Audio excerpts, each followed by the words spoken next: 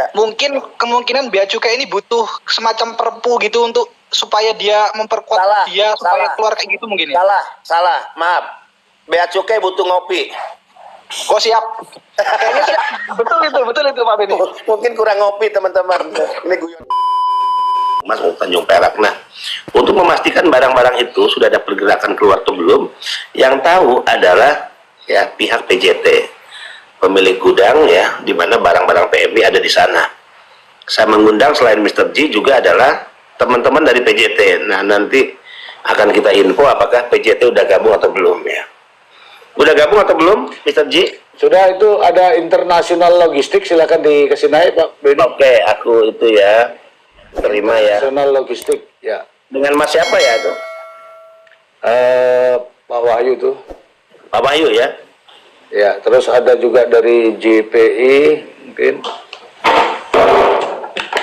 Silakan teman-teman yang ini ya, nanti sampaikan ke tapping supaya kita bisa ngecek nih. Karena kalau pakai nomor lain saya tidak tahu. Assalamualaikum Pak Beni. Pak Wahyu, waalaikumsalam, apa kabar? Ya, alhamdulillah baik Pak Beni, mohon maaf.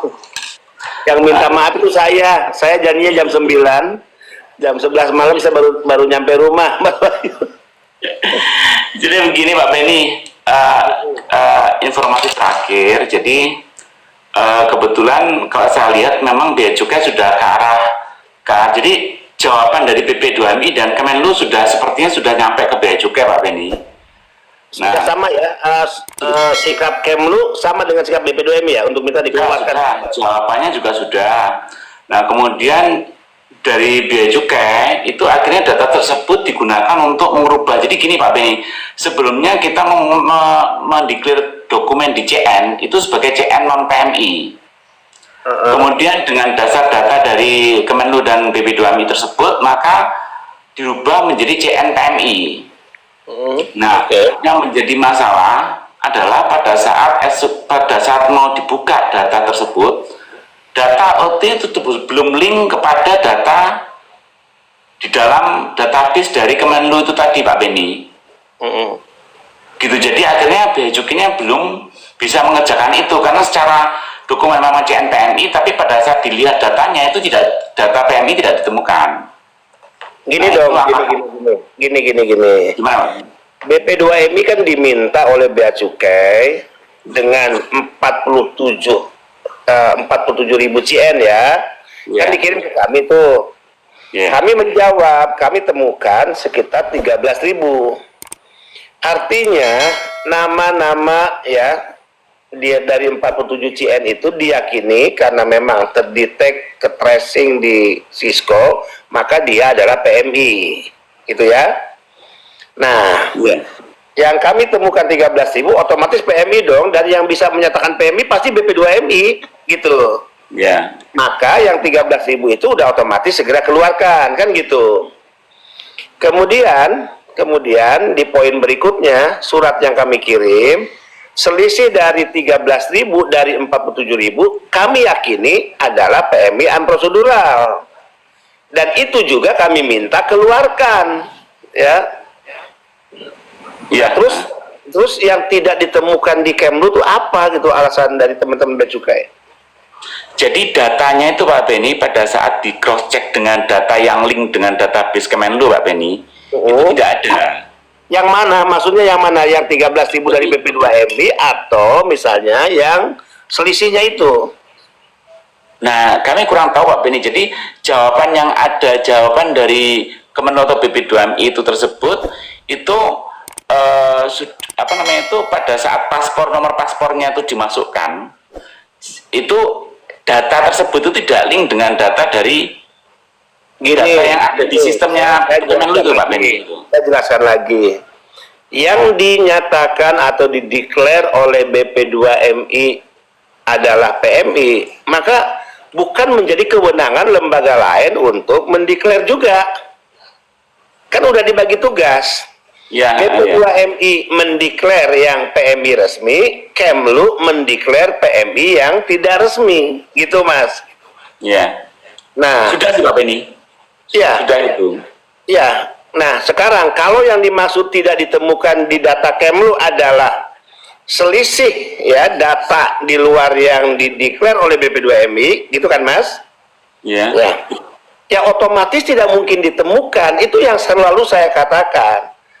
Rata-rata PMI unprosedural, kebanyakan dari mereka memang tidak melapor ke portal peduli, sehingga bagaimana Kemlu mau memaksa menemukan data-data itu. Nah, sehingga harus ada kebesaran jiwa di luar yang sudah dideklar oleh BP2MI. Yuk Kemlu, BP2MI mengajak, nyatakan aja itu sebagai PMI unprosedural. Nah, kalau ada kesepakatan menyatakan PMI unprosedural, ya keluarin juga gitu maksudnya. Saya pikir ini udah selesai, ternyata belum juga. Jadi belum ada pergerakan apa-apa, Mas. Jadi, gimana Pak? Jadi belum ada pergerakan apa-apa dong nih di gudang-gudang. Belum Pak Beni, belum. Jadi data itu sebenarnya sudah ada Pak Beni. Data nomor paspor dan nama PMI itu sudah ada, sudah diterima oleh Bea Cukai. Cuman pada saat data itu di nomor paspor tidak dimasukkan dalam sistem komputernya Bea Cukai, itu tidak menemukan data di dalam sistem itu tidak ada Pak Beni. Jadi mungkin saya kurang tahu Pak, pada saat BP2MI atau Kemenlu itu menjawab itu apakah sudah diinjek ke dalam sistemnya Kemenlu ataukah sebatas cuman data saja itu Pak Beni. Nah, makanya ya. Gini Mas, makanya gini nih, saya tanya kembali ya. Dari 47.000 ada 13.000 yang ditemukan. Clear ya? Ya. Nah, sekarang selisih dari 13.000 dari 47.000 itu berapa? 34. 34. Nah, ya, 24. Pertanyaan saya, yang katanya tidak ditemukan tuh yang mana? Yang 13.000 dari BP2MI atau yang selisihnya yang 34? Sepertinya 13.000 Pak Beni. Jadi data itu ada secara jawaban dari ada secara sistem di dalam database. Sekarang gini Mas, untuk apa Bea Cukai meminta ya pernyataan dari BP2MI kalau mau main cross-check-kan lagi? Ya nggak perlu minta ke BP2MI, ya udah kalian cari sendiri deh sejak awal gitu kan? Ya, ini kan logis ya, Oke, nah kalaupun teman-teman Bea Cukai mau memastikan lagi dengan melakukan cross check lagi, jujur loh, sistem mereka memang belum terintegrasi ke kita secara sempurna. Nah itu, kalau Cisco BP2MI nggak perlu diragukan. Kalau orang, ya jangankan Bea Cukai lah, Presiden Istana kalau nanya tentang jumlah PMI itu ke BP2MI gitu. Kalau kita udah declare ini PMI, Bea Cukai masih tidak percaya lah, buat ngapain lagi gitu. Sistemnya itu mungkin Pak Beni belum terintegrasi tadi itu mungkin Pak Beni yang ya,